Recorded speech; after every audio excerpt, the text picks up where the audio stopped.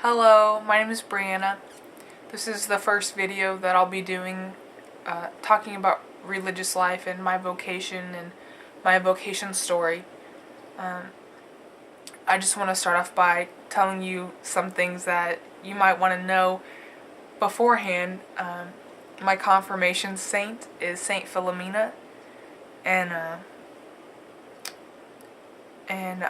I went on my first nun run when I was a freshman in high school, visiting Discalced Carmelites and the Missionaries of Charity, which was my first experience ever with any sisters at all. And I went and also visited the Dominican Sisters of St. Cecilia in Nashville, Tennessee. And when I went and visited this order in particular, there was something very special about them. They were very traditional, and I loved the way they prayed, and I loved the way they sang and everything. I was really considering even applying to go there. One day, as I was talking to one of the vocation directors, she advised that I go to college and continue discerning. This, of course, was something that I really didn't want to do and didn't feel like I was called to do. So I asked her that if I truly prayed about it and felt that God wasn't calling me to this, would I still be a candidate for postulancy? She told me that I would not be. So afterwards, honestly, I felt really hurt, and I felt like all my dreams were crushed because this is what I wanted to do for so long. But now, when I think back on it, I realized that this was Christ's way of showing me, in a way that I could understand, that that's not the place He was calling me to. I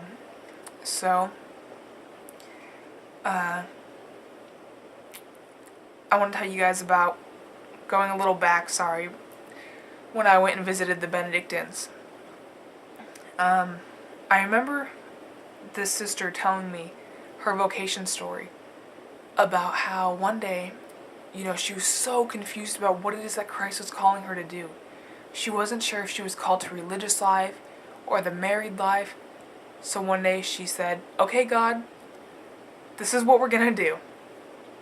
So she cut up two pieces of paper. That's one saying religious life, the other saying married life. And she said, "God, whatever one I draw," after putting it in a box, "may be your will, God." And she prayed about it and then drew one, and it said religious life on it. And so she said, "Okay, God, this is your will, I'll go." And she's still a sister to this day. And so after remembering that story, I was sitting in their chapel, and I just prayed. I prayed that God too would show me in a way that I could understand, in a way that I would have no doubt about it, what it is that I was meant to do. No coincidences, no anything, just God truly showing me that this was for me or not. So I opened up the prayer book that they had sitting in their pew, and I just flipped to a random page. And the first words that I read, it said, "And his bride is prepared to welcome him."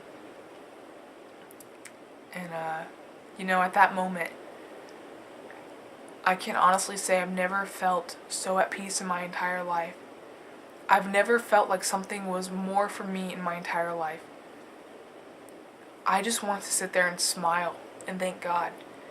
I want to sit there and just say thank you, because I realized at that moment that Christ was calling me to be His bride. He knew that that is the only thing that would ever make me happy, is to be His, and His alone. So after that trip, I realized that He was calling me to religious life. And so I started looking more and more into religious orders, and then when I went and visited the Dominicans. One day I was on Facebook, and I saw this girl posted this link to the Purple Sisters. So I click on the link, and it brings me to the Children of Mary's website in Ohio.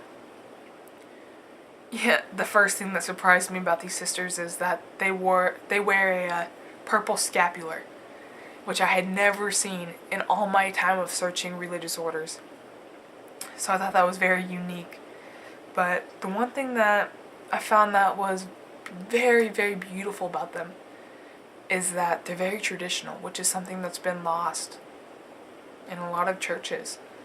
And their apostolate is to spread true reverence and devotion to the Eucharist, and to spread the love of our Blessed Mother through the Rosary.